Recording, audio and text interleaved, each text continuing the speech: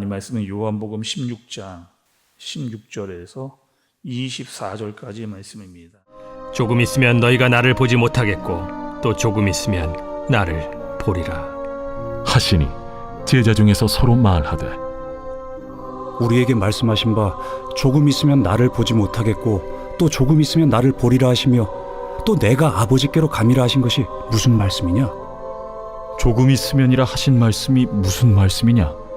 무엇을 말씀하시는지 알지 못하노라. 예수께서 그 묻고자 함을 아시고 이르시되 내 말이 조금 있으면 나를 보지 못하겠고 또 조금 있으면 나를 보리라 하므로 서로 문의하느냐. 내가 진실로 진실로 너희에게 이르노니 너희는 곡하고 애통하겠으나 세상은 기뻐하리라. 너희는 근심하겠으나 너희 근심이 도리어 기쁨이 되리라. 여자가 해산하게 되면 그때가 이르렀으므로 근심하나 아기를 낳으면 세상에 사람 난 기쁨으로 말미암아 그 고통을 다시 기억하지 아니하느니라. 지금은 너희가 근심하나 내가 다시 너희를 보리니 너희 마음이 기쁠 것이요 너희 기쁨을 빼앗을 자가 없으리라. 그날에는 너희가 아무것도 내게 묻지 아니하리라. 내가 진실로 진실로 너희에게 이르노니 너희가 무엇이든지 아버지께 구하는 것을 내 이름으로 주시리라. 지금까지는 너희가 내 이름으로 아무것도 구하지 아니하였으나 구하라. 그리하면 받으리니 너희 기쁨이 충만하리라. 아멘.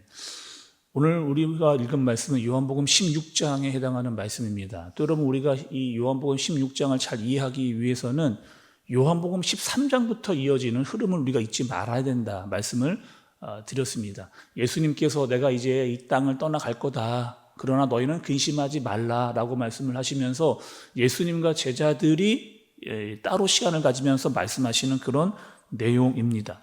예수님께서 떠나가시는 것뿐만 아니라 앞으로 너희가 어떠한 일을 당할지도 예수님께서 그들에게 알려주십니다.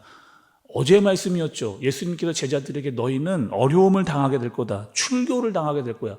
그 당시에 있어서 사람들이 출교를 당한다라고 하는 것은 여러분 어떤 의미를 가지고 있는 것이냐, 완전히 사람들이 살고 있는 사회에서 추방을 당하는 것을 출교라고 이야기합니다. 사람들과 함께 살 수 없고 사람들과 이야기할 수 없고 모든 경제 활동에서 배제가 되는 상태, 그리고 회당에도 모일 수 없는 그런 지경까지 이르는 것을 바로 출교를 당하는 그런 일입니다. 심지어 너희는 또 출교뿐만 아니라 죽음을 당하는 일도 생겨나게 될 것이다 라고 말씀하시는 그런 분위기 속에서 말씀하시는 내용이 바로 요한복음 16장의 말씀입니다. 오늘 예수님께서 여러 가지 말씀을 하시는데 제자들의 반응에 대해서 여러분 한번 말씀을 보시면서 집중해 보시기를 바랍니다. 먼저 16절의 말씀이에요. 16절의 말씀을 보시면 조금 있으면 너희가 나를 보지 못하겠고 또 조금 있으면 나를 보리라 하시니, 이렇게 말씀하십니다. 또 이 말씀이 계속해서 예수께서 반복을 하세요. 나를 보지 못할 것이고 조금 있으면 나를 보겠다라고 하는 이 말씀, 이게 여러분 제자들 입장에서 어떤 말로 들었을까요? 지금 너무 혼란스럽습니다. 예수님께서 우리를 떠나가신다고 이야기를 하시고 또 우리가 출교를 당하고 우리가 죽음을 당할 것이다 말씀을 하신 다음에 또 예수님을 볼 것이다, 또 보지 못할 것이다, 이런 이야기를 하시니까 도대체 이게 지금 예수님께서 무슨 얘기를 하시는 것인가? 도대체 예수님께서 이게 무슨 말씀을 하시는 것인가? 지금 제자들이 혼란스러워하면서 서로 수군거리는 그런 상황인 거죠. 근데 여러분 16절에 조금 있으면 이라고 하는 뜻은 어떤 의미예요? 16절에 조금 있으면이라고 하는 뜻은 이런 뜻입니다. 앞으로 조금 있으면 만나게 될 예수님의 십자가에 대한, 그리고 예수님 십자가에 달려 돌아가시고 제자들과 이별을 하게 되어지는, 그리고 예수님께서 무덤에 얼마 동안요? 3일 동안 계시는 그런 일입니다. 그러니 제자들이 아무리 예수님을 쫓는다 할지라도 예수님을 만나지 못하는 그런 상황, 그리고 조금 있으면 다시 보겠다라고 하는 것은 예수님의 부활을 상징하는 그런 말씀입니다. 내가 다시 너희에게 나타날 것이다 라고 그렇게 말씀을 하고 계세요. 그러나 정작 중요한 것은 예수님께서 이 지금 십자가와 부활에 대해서 이야기하고 있지만 이것에 대해서 제대로 알지 못하는 제자들의 상황을 오늘 말씀이 이야기해주고 있습니다. 또 여러분 오늘 말씀에 20절의 말씀도 좀 보세요. 20절에 예수님께서 이런 말씀을 하십니다. 내가 진실로 진실로 너희에게 이르노니 너희는 곡하고 애통하겠으나 세상은 기뻐하리라. 너희는 근심하겠으나 너희 근심이 도리어 기쁨이 되리라 라고 이렇게 말씀을 하십니다. 제자들이 예수님의 십자가 때문에 곡을 하고 애통하게 될 것이다. 또 절망하게 될 것이다. 세상은 우리가 이겼다. 돌아가시는 예수님을 보고 절망하는 제자들을 보면서 우리가 이겼다 라고 세상은 그렇게 말하겠지만 너희가 겪는 그 애통과 근심은 기쁨으로 변할 것이고 절망은 희망으로 바뀔 것이고 죽음은 생명으로 바뀌게 될 것이다. 그럼 이게 지금 무슨 상황인가요?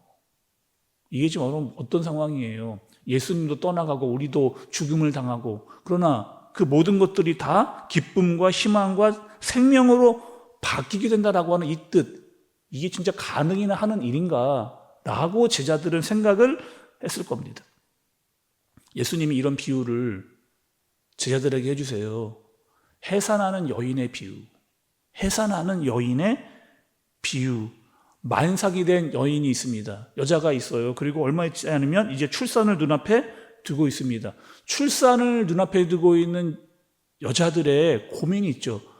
아이를 낳을 때 얼마나 고통스러울까? 얼마나 아플까? 생명에 대한 기대도 있지만 앞으로 있을 일에 대해서 걱정이 앞서게 됩니다. 또 아이는 건강하게 태어날까? 여러 가지 이 출산을 눈앞에 둔 여인의 마음 가운데 여러 가지 혼란한 마음이 들기도 합니다. 그리고 때가 됐을 때 점점점 배가 아파오기 시작하죠. 그리고 아이를 낳는 순간에도 말할 수 없는, 정말 말할 수 없는 고통이 오게 됩니다.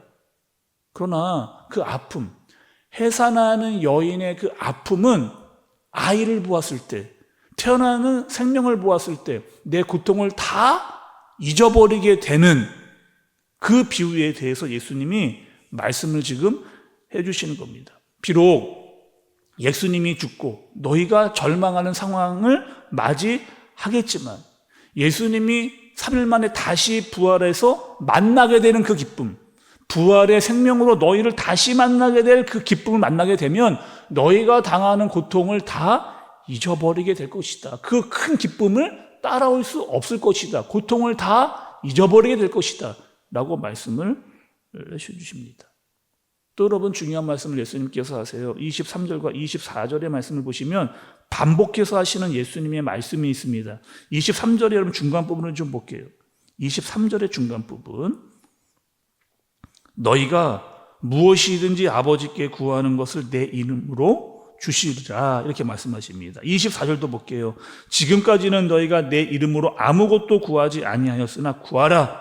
그리하면 받으리니 너희 기쁨이 충만하리라. 예수님이 어떤 말씀을 반복하세요? 구하라.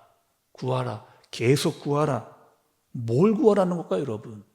여기서 구하라고 하는 것, 내가 필요한 것, 내가 원하는 것, 그것을 구하라? 물론 뭐 그런 의미도 있겠지만 여기서의 구하라고 하는 의미는 구체적으로 무엇을 구하라고 하는 말씀일까요? 누가복음 말씀을 좀 찾아보겠습니다. 여러분 누가복음 11장으로 가겠습니다. 누가복음 11장 13절. 누가복음 11장 13절 같이 한번 읽어볼게요. 시작. 너희가 악할지라도 좋은 것을 자식에게 줄 알거든 하물며 너희 하늘 아버지께서 구하는 자에게 성령을 주시지 않겠느냐 하시니라. 제가 읽어볼게요. 너희가 악할지라도 좋은 것을 자식에게 줄 알거든 하물며 너희 하늘 아버지께서 구하는 자에게 성령을 주시지 않겠느냐 하시니라. 구하라고 이야기하셨어요. 계속 구하라. 근데 무엇을 구하는 자에게 무엇을 주시겠다? 성령을 주시지 않겠느냐라고 말씀을 하십니다. 오늘 말씀을 여러분 정리해 볼게요. 예수님은 이렇게 말씀하십니다. 내가 떠나갈 거다. 그리고 남아있는 너희들에게 고통과 아픔이 찾아올 것이다. 그것을 숨기지 않고 다 이야기해 주셨습니다. 누구는 출교를 당할 것이고 누구는 감옥에 갇힐 것이고 매를 맞을 것이고 누구는 심지어 순교를 당할 수도 있다. 그러나 그것이 끝이 아니라는 거예요. 그 고난보다, 그 고통보다 더 큰 것이 있는데, 그 고통과 고난을 잊을 만한 더 큰 것이 있는데, 그것은 바로 예수님의 부활의 신비요, 그것이 다시 만나게 될 기쁨이 너희에게 임할 것이다 라고 그렇게 말씀을 하십니다. 내가 죽겠으나 다시 부활해서 너희를 만나게 될 기쁨이 있을 것이다. 뿐만 아니라 누가 있다는 거예요? 성령 하나님이. 성령 하나님이 너희와 함께하고 너희를 인도해 주실 것이다. 그럴 때 너희의 근심이 변해서 기쁨이 될 것이다 라고 예수님이 말씀을 하시는 겁니다. 똑같이 여러분 우리에게도요, 이 마음이 필요합니다. 이 영적인 눈을 떠서 우리에게 때로는 죽음의 두려움이 있지만 그 죽음을 넘어선 부활을 볼 수 있는, 영원한 생명을 볼 수 있는 영적인 눈과 우리와 함께 계시는 성령 하나님으로 말미암아 이 땅을 살아가는 동안 근심이 변하여 기쁨이 될 수 있는 능력을 경험할 수 있는 저와 여러분들 되어지시길 예수님의 이름으로 축복합니다. 기도하겠습니다. 하나님 아버지, 예수님의 고난과 죽음, 십자가는 아픔이요 슬픔입니다. 제자들에게 절망입니다. 그러나 그 아픔과 고통으로 끝이 아닌 부활의 예수님을 다시 만나게 될 때 우리에게 기쁨과 참 소망이 됩니다. 이 땅을 살아가면서 세상의 근심에 빠지지 않고 예수님의 부활과 성령의 능력으로 이 땅을 살아가는 우리가 되게 하여 주옵소서. 그것이 참 기쁨이요 소망이 되는 우리가 되게 하여 주옵소서. 예수님의 이름으로 기도드리옵나이다. 아멘.